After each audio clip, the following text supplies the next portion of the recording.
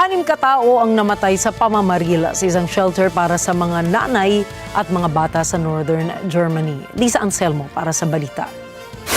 Naganapang pamamaril tanghaling tapat noong Lunes sa isang shelter sa Stad malapit sa port city ng Hamburg. 5 sa mga biktima ang namatay sa pinangyarihan ng krimen. Ang ika-6 ay namatay sa ospital. Isang 45 taong gulang na lalaki na pinaniniwala ang gunman ang may appointment ukol sa kustodiya ng kanyang 3 buwang gulang na anak na babae.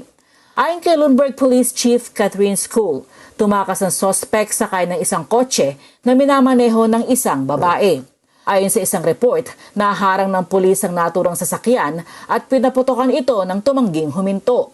Sa sandaling napatigil nila ang kotse, inaresto ng armado mga opisyal ang isang lalaki at isang babae. May dinampot pang 3 individual ang mga pulis. Pagkatapos ng pamamaril, nagbabala ang mga otoridad na huwag magtungo sa lugar na pinangyarihan ng insidente. Kalaunan, sinabi nilang wala ng panganib sa publiko. Binakuran nila ang lugar malapit sa pasilidad. Nananatili sa lugar ang forensic experts na nakaputing kasuotan, gayon din na ang ilang mga pulis.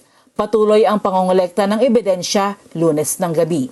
Bihira ang mass shooting sa Germany, lalo na kung ihahambing sa Estados Unidos. Ayon sa mga opisyal, nakatira ang suspect sa Hanover area, ipinanganak sa Germany at may lahing Turkish. Lisa Anselmo para sa Mata ng Agila International, trusted, connected, on point.